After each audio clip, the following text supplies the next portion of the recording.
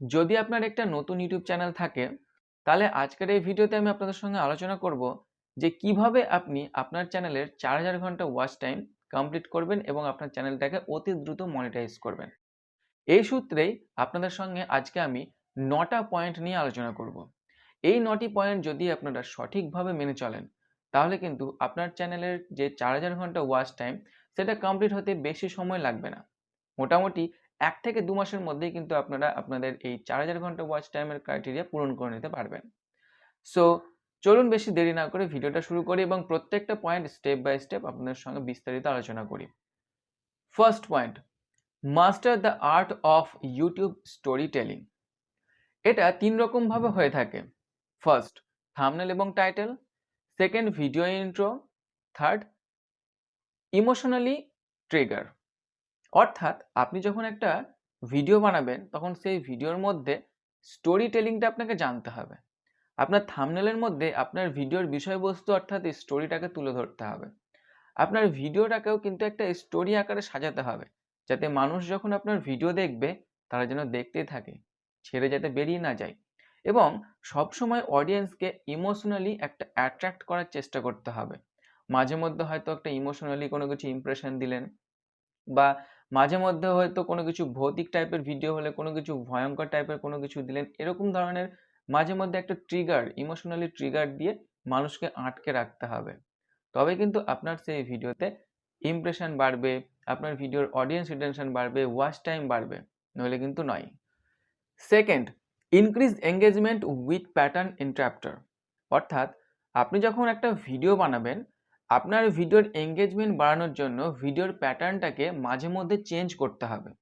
কীরকমভাবে চেঞ্জ করতে পারেন?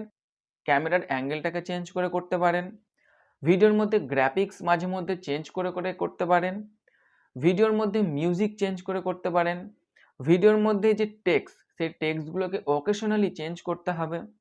তারপরে ভিডিওর মধ্যে কোনো কিছু যদি সিন আপনি দেখান সেই সিনটাকে চেঞ্জ করে করতে পারেন, সাউন্ড এফেক্টটাকে চেঞ্জ করে করতে পারেন, ভিডিওর মধ্যে যে এফেক্ট দিবেন সেই এফেক্টগুলোকে চেঞ্জ করে করতে পারেন। তাছাড়া মোস্ট ইম্পর্টেন্ট সেটা হচ্ছে ভিডিওকে ছোট ছোট টুকরোতে বানাবেন।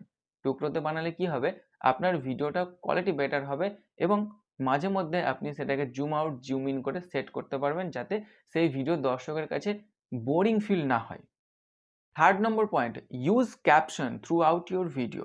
অর্থাৎ আপনি যখন কোনো ভিডিও আপলোড করবেন, ভিডিওতে ক্যাপশন ব্যবহার করবেন। ক্যাপশন ব্যবহার করতে কেন বলা হয়? ক্যাপশন ব্যবহার করলে ভিউজ আসে। কেন ভিউজ আসে? ধরে নিন আপনি বেঙ্গলি ল্যাঙ্গুয়েজে ভিডিও বানাচ্ছেন, যখন আপনি ক্যাপশন সেট করে রাখবেন তখন কি হবে, আপনার ভিডিওটা ধরে নিন হয়তো ফরেন কোনো কান্ট্রিতে কোনো মানুষের সামনে গেল। এবার যেহেতু আপনার ভিডিও হচ্ছে বেঙ্গলিতে, তখন তো তারা আপনার ভিডিও দেখে বুঝতে পারবে না যে আপনি কি বলছেন বা কি বোঝাতে চাইছেন। আপনার ভিডিও ভালো, কিন্তু বেঙ্গলি ল্যাঙ্গুয়েজের জন্য যদি আপনার অডিয়েন্স যদি ইংলিশ হয় তাহলে কিন্তু তারা আপনার ভিডিও বুঝতে পারবে না। এবার সেখানে যদি আপনি ক্যাপশন অ্যাড করে রাখেন, তারা কিন্তু সেই ক্যাপশন দেখে আপনি অ্যাকচুয়ালি কি বলতে চাইছেন সেটা বুঝে নেবে। সেহেতু প্রত্যেকটা ভিডিওতে ক্যাপশন সেট করাটা উচিত। বর্তমানে অবশ্য অটো ক্যাপশন হয়ে গেছে, সেখানে বিভিন্ন রকম ল্যাঙ্গুয়েজে আপনার ভিডিও ট্রান্সলেট হয়ে যায়। ঠিক আছে? সো কিভাবে ক্যাপশন অ্যাড করতে হয় যদি আপনার না জানা থাকে, তাহলে আমি আমার চ্যানেলে কিন্তু অলরেডি ক্যাপশন অ্যাড করা নিয়ে ভিডিও বানিয়ে রেখেছি। যদি আপনারা না দেখে থাকেন তাহলে কিন্তু অবশ্যই অবশ্যই ভিডিওটা আপনারা দেখে নিন। 4 নম্বর point, skip the basic outro. আমরা যখন কোনো ভিডিও শেষ করি তখন আমরা জাস্ট নর্মালি ভিডিওটাকে শেষ করে দিই, কিন্তু সেই ভিডিওর যে আউটরো সেটাকে কিন্তু নর্মালি শেষ করলে হবে না, সেটাকেও কিন্তু কাজে লাগাতে হবে।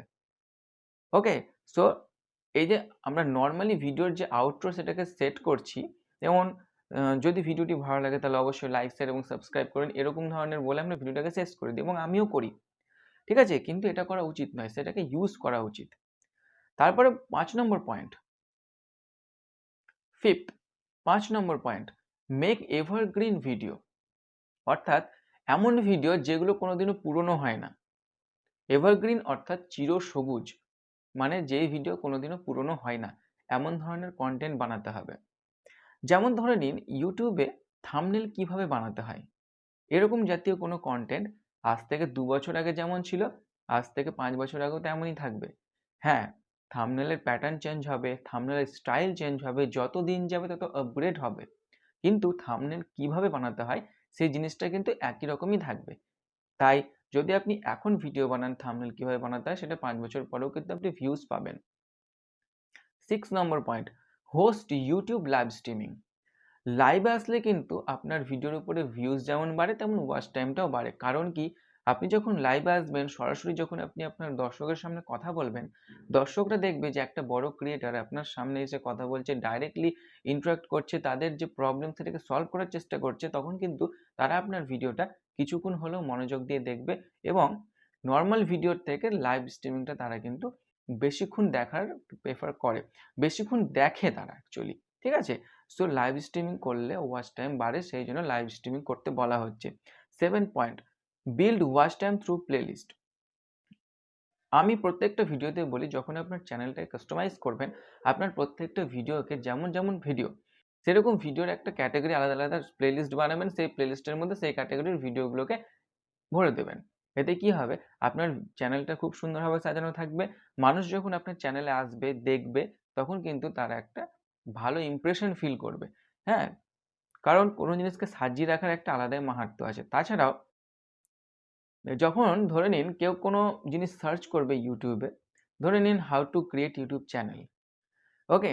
এবার আপনার কোনো প্লেলিস্টের নাম থাকলো how to create YouTube channel. আপনি তার মধ্যে ইউটিউব রিলেটেড বিভিন্ন ভিডিও ভরে রেখেছেন। যখন কেউ সার্চ করবে how to create YouTube channel, আপনার যে প্লেলিস্টটা সেটা কিন্তু তার সামনে যেতে পারে। কারণ প্লেলিস্ট সার্চ করলে সার্চে যায়। এটা অনেকে জানে কি অনেকে জানে না। কিন্তু সার্চ করলে সামনে যায়। এইজন্য বলা হয় যে আপনার যে প্লেলিস্ট, সেই প্লেলিস্ট যদি সঠিক হয়, প্লেলিস্টের নাম যদি ভালো হয়, সেখান থেকেও আপনি কিন্তু ভিউজ নিতে পারেন। 8 নম্বর point, use end screen to build watch time. আপনি যখন ভিডিও শেষ করবেন সেখানে এন্ড স্ক্রিন ব্যবহার করুন। এন্ড স্ক্রিনে কি হবে, আপনার সেই ভিডিওটার মধ্যে তো ভিউজ পেলেনই, তার সাথে সাথে সেই ভিডিওটার শেষে যদি আপনি এন্ড স্ক্রিন ব্যবহার করেন, তাহলে আপনার এই ভিডিওর সাথে আরও দুটো ভিডিও প্রমোট হবে এবং আপনার চ্যানেলটার সাবস্ক্রাইব বাটনটা সেখানে প্রমোট হবে। ওকে? যাতে আপনার এই ভিডিওর সাথে সাথে অন্য ভিডিওগুলোর উপরেও ভিউজ যায়, অন্য ভিডিওগুলো হয়তো মানুষ দেখে।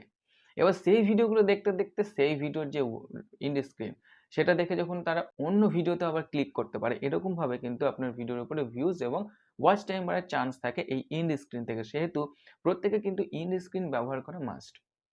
যদিও আমি ইউজ করি না, আপনারা কিন্তু অবশ্যই এন্ড স্ক্রিন ব্যবহার করবেন। ওকে? 9 নম্বর পয়েন্ট, ইউজ 9 নম্বর পয়েন্ট, আপলোড ভিডিও কনসিস্টেন্সি। অর্থাৎ ধৈর্য না হারিয়ে কনসিস্টেন্সি ভাবে ভিডিও আপলোড করে যেতে হবে। সেটা ভিউজ আসুক না আসুক, কনসিস্টেন্সি মেনটেন করে ভিডিও আপলোড করতে হবে।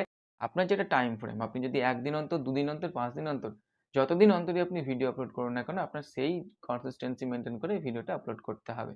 ধীরে ধীরে ধীরে ধীরে ভিডিও ভিউজ ইনক্রিজ হবে। এরকমভাবে যদি আপনি আপনার চ্যানেলের এই ৯টা পয়েন্ট যে বললাম, সেই ৯টা পয়েন্ট যদি আপনি মেনে চলেন, আপনার চ্যানেলের যে ওয়াচ টাইম সেটা কমপ্লিট হতে বেশি সময় লাগবে না। ১ মাসও সময় লাগবে না। ১ মাসের মধ্যে কিন্তু কমপ্লিট করে দেবেন। কারণ আমি ইউটিউবে কাজ করছি ২ বছর থেকে, কিন্তু আমার চ্যানেলের যে ওয়াচ টাইম সেটা কমপ্লিট করেছি মাত্র ২ মাসে। ওকে? বাকি টাইমে আমি শুধু ভিডিও আপলোড করেছি, ভিডিওতে ভিউজ আসতো না। জাস্ট ২ মাসের মধ্যে আমি আমার চ্যানেলে ওয়াচ টাইম কমপ্লিট করেছি এবং আমার অন্য চ্যানেলে আমি ৭ দিনের মধ্যে ওয়াচ টাইম কমপ্লিট করেছি এবং আমার চ্যানেল ৭ দিনের মধ্যে মনিটাইজ করেছি। ওকে? সো আজকের এই ভিডিওতে আশা করি আপনাদেরকে এই ৯টি পয়েন্ট সম্বন্ধে ভালোভাবে বোঝাতে পারলাম এবং ৯টি পয়েন্ট আপনারা খুব ভালোভাবে পালন করবেন আশা করছি আমি। এবং আপনার চ্যানেলের যে ওয়াচ টাইম সেটাকে দ্রুত কমপ্লিট করার চেষ্টা করবেন। আর ভিডিওটা কেমন লাগলো সেটা অবশ্যই বলবেন। আর যদি ভিডিওটি ভালো লাগে তাহলে অবশ্যই ভিডিওটি লাইক, শেয়ার এবং চ্যানেলটিকে সাবস্ক্রাইব করবেন। ধন্যবাদ।